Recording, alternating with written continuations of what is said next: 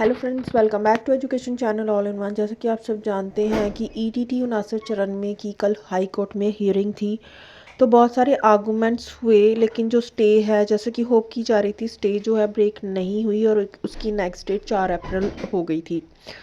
तो इसका बहुत बड़ा कारण ये था कि स्टे क्यों नहीं ब्रेक हुई, कल किस बात को लेकर कोर्ट में आर्गूमेंट्स हुए हैं वकील और जज साहिब के बीच। तो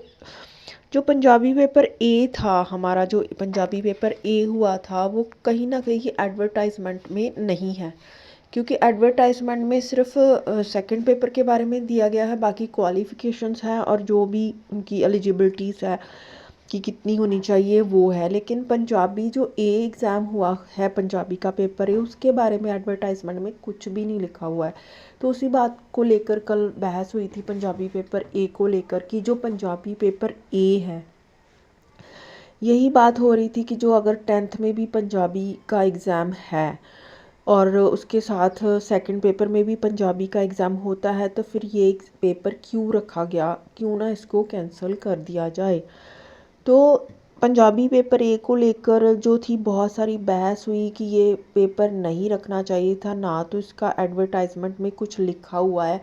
तो फिर ये पंजाबी पेपर ए क्यों लिया गया था। तो यहाँ पर हम कह सकते हैं कि जो पंजाबी पेपर ए है वो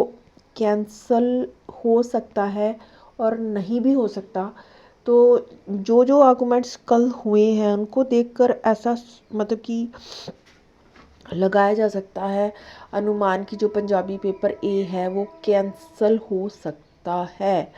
क्योंकि एडवर्टाइजमेंट में बाकी सब बिल्कुल सही है, जो भी एलिजिबिलिटी सब कुछ 69 की पोस्टेज एग्ज़ाम सेकंड सब कुछ ठीक है, लेकिन जो पंजाबी पेपर ए था उसके बारे में कहीं भी लिखा नहीं गया है।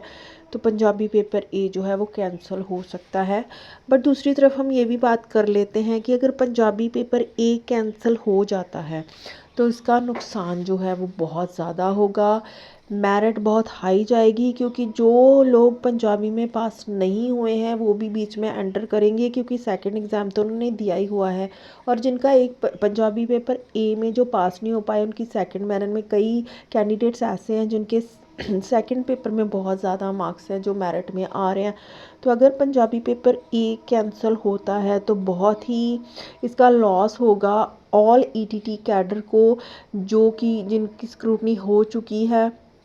हो सकता है कि स्क्रूटनी दोबारा से हो अगर पेपर ए कैंसिल होता है, तो ये कोई श्योर भी नहीं है कि पेपर ए कैंसिल होगा या 100% ही कैंसिल होगा, क्योंकि कल जो आर्गूमेंट्स हुए हैं उसमें पंजाबी पेपर ए को बचाने के लिए बहुत सारे आगे से आर्गूमेंट्स भी किए गए हैं कि पंजाबी पेपर ए जो है वो कैंसिल नहीं होना चाहिए। तो लेट्स होप कि पंजाबी पेपर कैंसिल जो है वो नहीं होना चाहिए, क्योंकि अगर पंजाबी पेपर ए कैंसिल होता है तो ये ऑल ईटीटी कैडर जिनकी स्क्रूटनी हो चुकी है उनको बहुत बड़ा लॉस होगा। तो ये थी आज की बड़ी अपडेट कि कल जो है किस बात पे बहुत ज़्यादा आर्गूमेंट्स था। Thank you.